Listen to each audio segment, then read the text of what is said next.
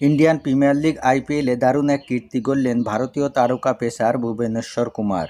টুর্নামেন্টের ইতিহাসের প্রথম বোলার হিসাবে 200 উইকেট নেওয়ার মাইলফলক স্পর্শ করেছেন ডানহাতি এই অভিজ্ঞ ক্রিকেটার। গত রোববার রয়্যাল চ্যালেঞ্জার বেঙ্গালুরুর ম্যাচ দিয়ে এই মাইলফলকে পৌঁছান ভুবনেশ্বর।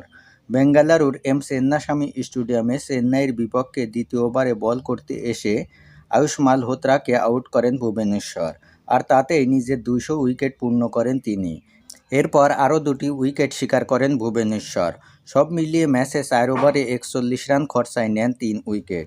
আইপিএল ইতিহাসের প্রথম পেসার ও সব মিলিয়ে দ্বিতীয় বোলার হিসাবে 200 উইকেট নেওয়ার কীর্তি গড়লেন তিনি। তার আগে একমাত্র বোলার হিসাবে এই মাইলফলক ছুঁয়েছেন যুজবেন্দ্র চাহাল। চাহালের বর্তমান উইকেট সংখ্যা 224টি, যা আইপিএল ইতিহাসের সর্বোচ্চ।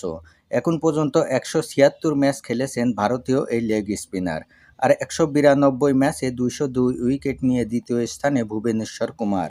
191 ম্যাচে 193 উইকেট নিয়ে তৃতীয় স্থানে ক্যারিবিয়ান তারকা সুনীল নারিন। তালিকার চতুর্থ ও পঞ্চম স্থানে ভারতীয় 2 তারকা স্পিনার পীয়ূষ চাওলা ও রবিচন্দ্রন আশ্বিন। 192 ম্যাচে চাওলার শিকার সমান 192 উইকেট, আর 221 ম্যাচে অশ্বিনের শিকার 187 উইকেট। তবে দুজনেই ইতিমধ্যেই আইপিএল থেকে অবসর নিয়েছেন। এছাড়া ভারতের অন্যতম তারকা পেসার জাসপ্রীত বুমরা মাত্র 147 ম্যাচে 187 উইকেট নিয়ে তালিকার 6ষ্ঠ স্থানে অবস্থান করছেন।